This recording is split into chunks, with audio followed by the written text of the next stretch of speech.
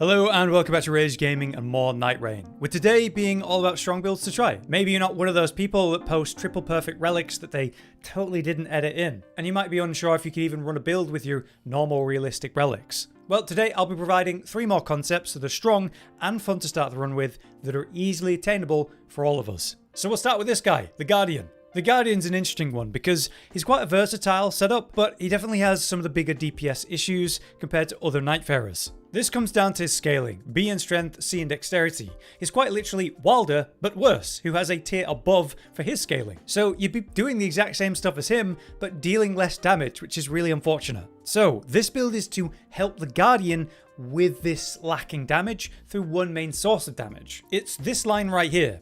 Guard counter is given a boost based on current HP. So this is important. It's based on how much health you currently have. So the bigger your health pool, the higher potential. But if you're low health, you're not getting as much value out of this. We had a look at this compared to level 1 and level 15. It seems to be about a 50% damage increase for your hits. So it's quite big, especially when you scale it through passives and other stuff. This whole concept then works great for Guardian, who has the highest scaling health in the game and a reliable shield to use guard counters. So while Guardian has bad damage, this can be a simple and reliable boost to that. If you're able to find relics with the line improved guard counters, that could be a further way to increase this specific type of damage. Naturally, the challenge of this would be having the aggro to actually get hit while guarding and then use the counter. In solos, that's no problem, but in a group you want to address that. The simple fix for this will be a relic that has this line: draw enemy attention while guarding. It'll be a straightforward method to force enemy attention to you, at least increase the odds. You can buy the relic we're looking at here for 700 merc at the Jar Bazaar, so it has that line and +3 vigor, which is a great starting point. So you might also be forced to buy the Guardian's Gobbler. This setup here is using that and has these 2 main concepts, so it's very doable. But with some better RNG, you could find a better setup than what I've got here. This is the basic, easiest, most reliable version, because we can buy this relic from the shop, so they're both kind of guaranteed. However, thankfully Cotton has a better relic than me that has the guard counter in a different slot, opening up other potential. So if you happen to have this line and can work this build together in a different way, that would be great. So armed with those 2 passives, we can really get this thing going. We want as much maximum life to increase that potential. And of course, we'll be taking that through ever dormant powers tied to it. It's fairly common when it's offered. But we can also address this with relics too, like ones that are going to be increasing vigor like the one we looked at. But if you look at this example of the Augur relic, it says increased maximum HP. This apparently provides more health than even a +3 vigor on a relic, so it's an easy option you'll have, assuming you have other relics for these slots. But yes, there's going to be many ways to get increased health from your relics, and you want to stack them up as much as possible. There is another important aspect to this in that you're going to be taking hits. That's going to consume stamina, and so you're going to want as much stamina as possible where possible. Things like, again, the Knight of the Champion will increase max stamina by a lot, but if you have relics that can help with this for a more effective setup rather than this forced one we have here, then that could be great. If we look more at the run itself, there is some things you could aim for through the RNG. These could be talismans, say ones that increase your max life. They're not that hard to find and could be often offered by the super merchant if you get the town spawn, but I'd be looking for something like Crimson Amber Medallion, which gives about 12% increased max health, and then you have things like Erdtree's Favor, which is going to give both stamina and max life, and you'd be filling your slots of passives to try to improve your survivability and your ability to deal guard damage. Naturally, you're always going to be looking for a strong shield throughout the run, but I want you to be aware that you can kill jellyfish and they might actually drop their shield. You'll find jellyfish next to the castle down in the valley, but if you ever see like a frost ruins, there's always a lot of jellyfish there. If you kill them and they drop the jellyfish shield, it's a great shield in itself, but its Ash of War provides you an attack boost, which will help you DPS even more. So see if you can put this together and become a guard counter machine. And at very least, you've got a guaranteed setup to do this.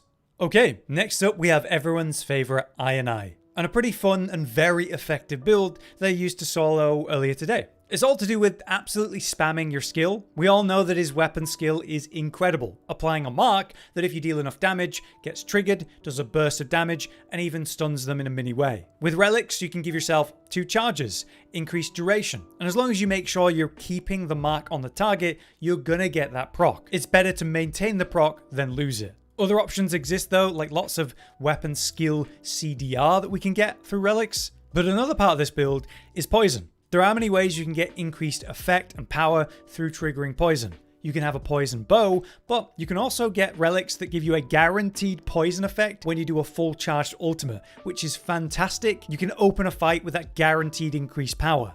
So let's take a look at this really simple and reliable option. I have the relic set up here with the Ionized Chalice. Taking a look at the simple concept then, we just have a relic that's giving me one additional skill use. This is important. You could run this or the increased duration, but what's important here about the skill is that it's basically an attack, a dodge, and an iframe at the same time. So whether you're using it for damage, movement, or evading attack, the value is significantly better if you have an additional skill use compared to the increased duration. That's something I want you to think about. Obviously, if the best you can do is increase duration, it's not the end of the world, but yeah. Next, let's talk about this important concept.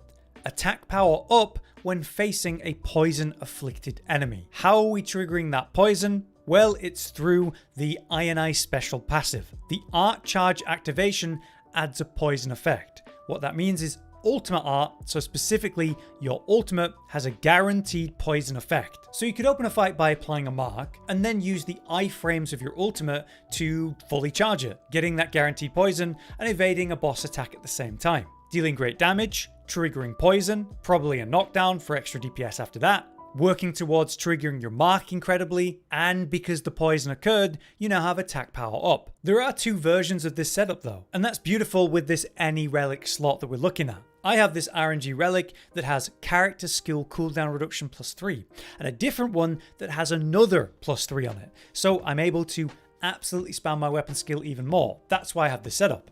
But a more reliable one that we can all run would be something like the Knight of the Wise. The increased maximum FP isn't that relevant for us, but it's at least giving you that poison increases attack power benefit in a guaranteed way. And my RNG setup with the relics is a bit awkward here, but starting armament inflicts poison. So you give yourself a guaranteed poison bow. So I'd want that to overwrite this magic damage one instead. You'd have a lot more poison in your build get in a guaranteed way outside of just your ultimate triggering it. Or maybe the RNG you find in the run. But at the same time, you'd have less skill cooldown reduction, which we do want. So it can be a mix. I just wanted to show you a more guaranteed option, as well as the one that I've been running. Okay, for our third and final build, we have an updated version of what you might be familiar with, the Frost Duchess. But this is just simply stronger and also incredibly easy to run. Here's the fast explanation. Knight of the Miasma, the one that comes from Caligo, provides a stealth when you trigger Frostbite. This gives you the Chilling Mist Ash of War on your starting weapon, which not only creates a frost cloud, but enhances your weapon with the frost effect, giving you more than enough time to proc a frostbite on a target. The third line tells you that attack power is up when facing a frostbite afflicted enemy, so it does so much in one. And what's incredible about this is that it's providing the Ash of War that's giving you the frostbite potential, which means the whole concept of starting the weapon with a passive status or something like that is still available. So while this frost concept's familiar, we can do more with something that we can all get from, say, the Pestilence boss. It increases your maximum FP, which is great because we want more FP to be using the Ash of War, but we're playing Duchess, which is a good intelligence scaler, which means you can use sorcery should you find it in the run. It also means your starting armament, your dagger, inflicts poison. And if any poison or rot in the vicinity triggers, you get even more attack power. So it's incredibly efficient. And unlike many cases, they don't overlap and interrupt one another.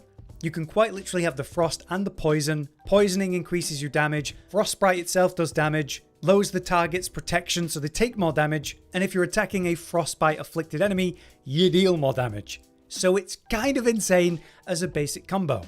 Requiring 2 yellow slots, this works perfectly in the Duchess Goblet, which is one that you can buy. You don't have to do the Remembrance storyline. The third slot here is for the Crown Medal. It means your dagger chain attacks will reprise the event, so you get your weapon skill effect without having to actually use it, adding a bit more burst to your situation even when your weapon skill's on cooldown, and you're improving your dagger attack power. Since we're going to be using our starting dagger in this case with the Ash of War with the poison, you're definitely going to want to get into a mine and upgrade this to purple immediately. You'll be running it for the entire run, which is something that completely strips RNG out of your run, giving you really strong potential from the start. Crown Medal is from the Remembrance storyline, and obviously it's very good, but this is in a green slot. So you could go for the classic Bloodborne relic that we can purchase once you defeat the final boss at the Jar Bazaar. It gives you the Bloodborne rally mechanics so you can heal yourself up really well. The vigor and the poise are also really good. So this easily slots into this slot if you haven't done the Remembrance storyline yet for Duchess.